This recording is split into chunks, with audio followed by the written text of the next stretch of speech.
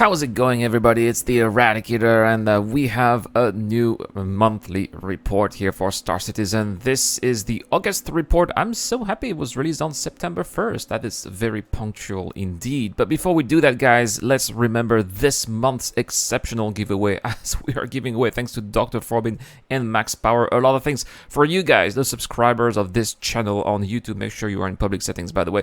I am giving away a Mercury Star Runner. That's right. All you have to do is to subscribe to this channel and answer the giveaway related question I'll be asking throughout the video. Also, if you are in my Discord channel via Patreon or the John Button membership, there is also a Crusader Ares from Dr. Forbin and also an Origin X85 from Max Power. These are amazing prices for this month. Thank you so much, guys.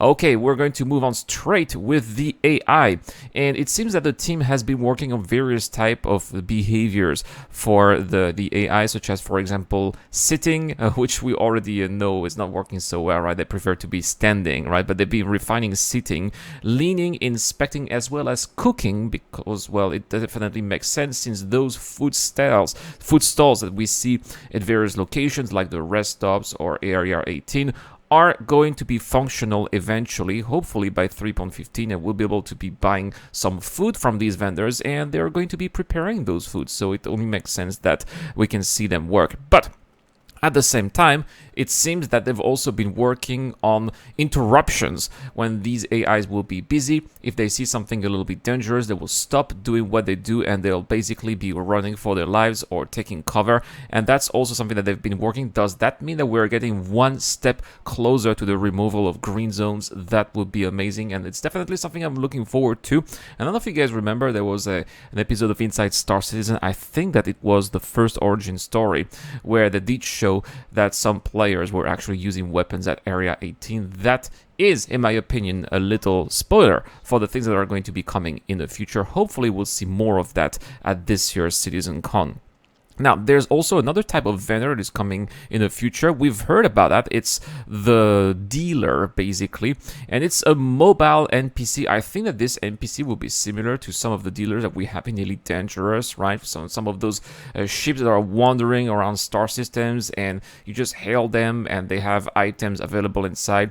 So is this something that we'll be able to do? Like, are we going to have ship-to-ship docking, which is going to be allowing players to enter another ship, meet other players, including doing trades like that? That would be amazing, and that's what I think that this mobile dealer is going to be about. Now, they're not going to be selling large quantities of items. These are only going to be one-handed items, like maybe crypto keys or small packs of drugs or small deliveries.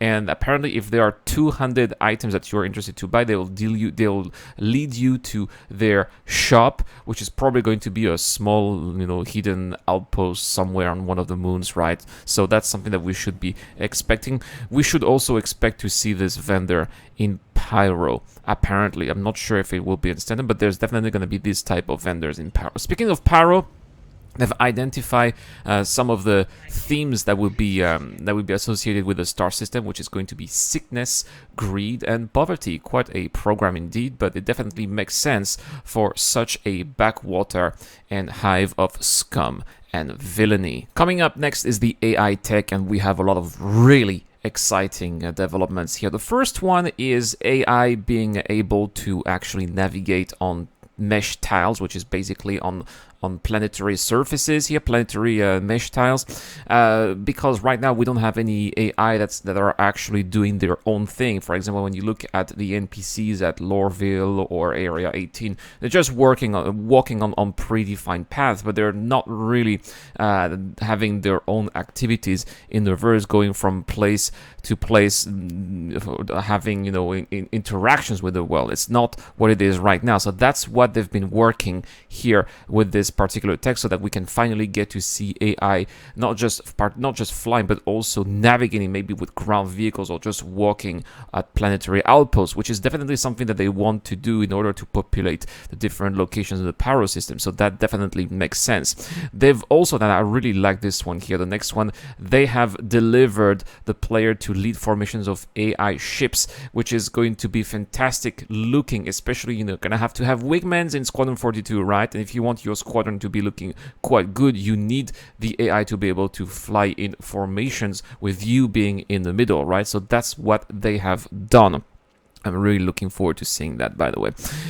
They have also continued working on the AI design path and NPCs following them in order to get more various design paths, because they kind of look like repetitive when you look at when you observe the NPCs doing their thing in the landing zone. So it's good to see that we're going to have perhaps some extra varieties and maybe some more complex animations out there. Coming up next, that is going to be also really exciting here.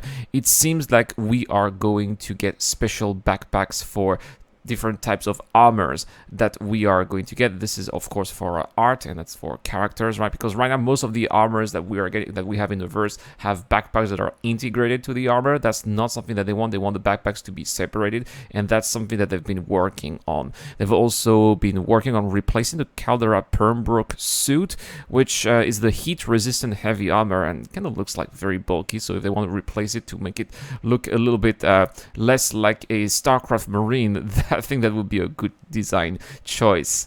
They also had, I forgot, but they also had a couple of mocap captures as well. This is something that's going to come up probably when we are going to have the actor status V2, right? Because they've done some mocap for hygiene, hacking, investigation, arcade machines as well, which is something that we don't have, but it's definitely going to be interesting mini games when we are going to be waiting for cargo to be loaded and unloaded, or long travel times in Quantum Drive, right?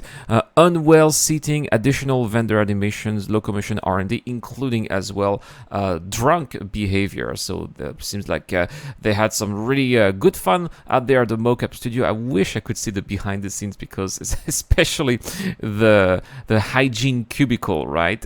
Doing mocap pretending to go to the toilets must have been quite fun.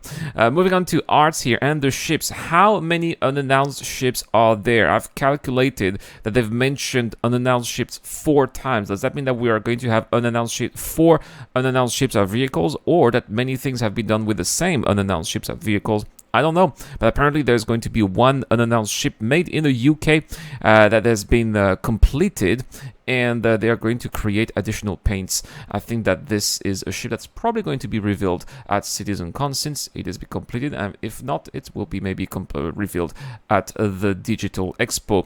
The Redeemer is almost final art complete. I think that in next week's roadmap on that, we should be able to see the Redeemer being committed to the roadmap, since it is final art complete.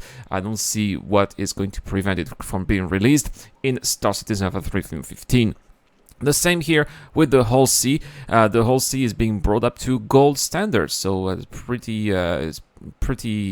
good confirmation here that we are much closer to the release of the Hull C than we've ever been. They've also commenced work on the Hull A as well, and I wouldn't be surprised that if in the near future we're going to see further work done on the rest of the Hull lineup. Maybe not the Hull D and the Hull E, because those ships are so huge, it just doesn't make any sense to have them in the verse until we have other star systems that are major commercial hubs. I'm thinking about Terra, for example, but all the way to the Hull C, definitely, for sure. They have 2 more unannounced vehicles here making progress through the pipeline, with one in gray box and one in final art. So they definitely look to be different unannounced vehicles indeed, right?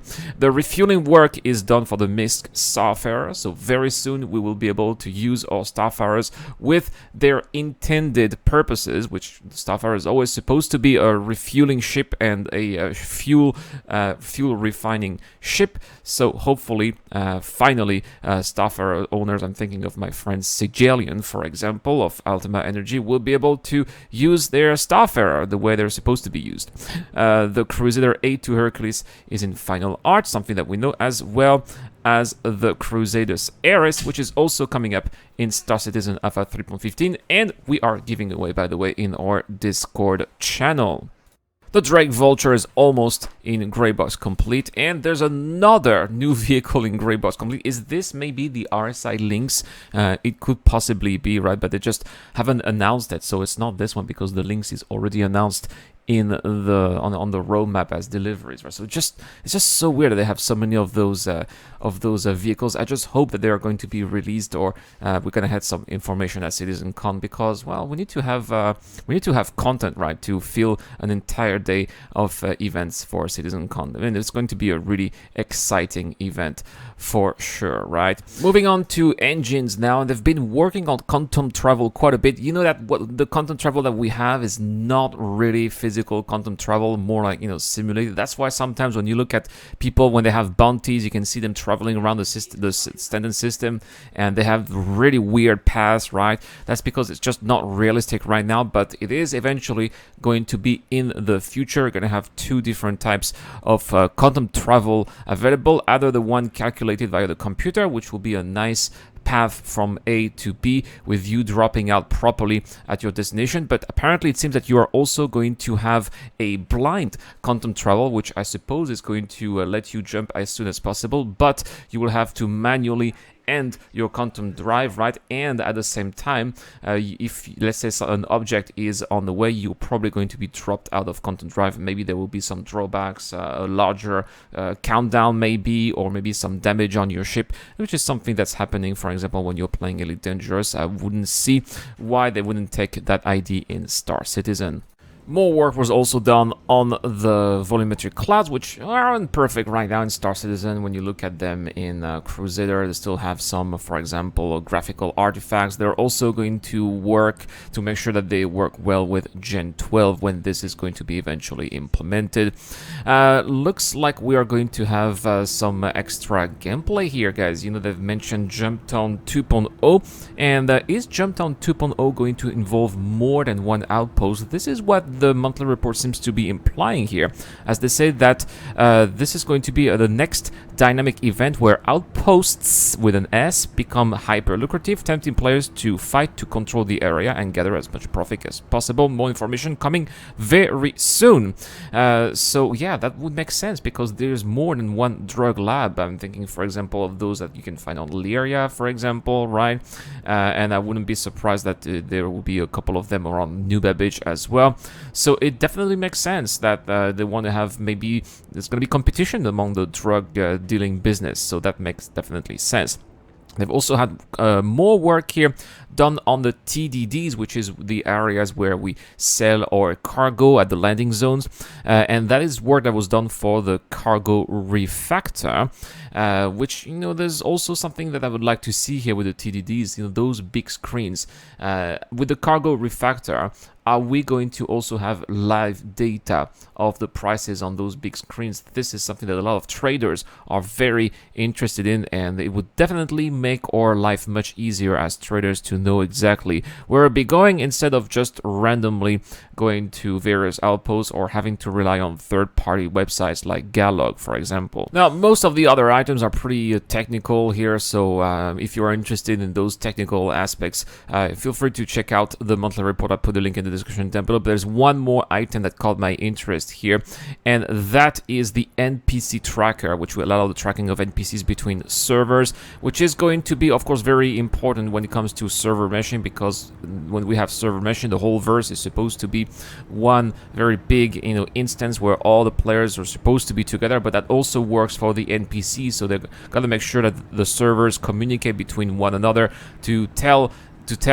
one server would say, hey, this NPC is here and is going towards that direction, and then when it moves to another server, that new server will know that this is where this NPC will be coming from and where it will be going, and so on and so on. So that's what this NPC tracker is coming, and I'm glad to see that it is making some good progress here. That means that we are once again getting closer to server meshing, because I do believe that that is going to be one key component, one key part of server meshing. People would be expecting NPCs to be working properly with server meshing, and that's just one of those items. Anyway, guys, that's pretty much it for this video. Thank you so much again for watching. A big shout out to Tala, Dr. Forbin, and Eric On for their contributions on Patreon. I'll see you guys tomorrow for more content on the channel. This is the Eradicator. I'll see you guys later. This video is brought to you by the people who support this channel on Patreon and via the join button as well. Supporters of the channel get access to lots of cool perks, such as access to my private Discord, your question answered in the show, you get to know when I'm going to play, and also you get to have a chance to influence the editorial line of the channel. Any help is appreciated, starts at just $1 a month. Thank you very much for watching. This is the Eradicator, and I'll see you guys later.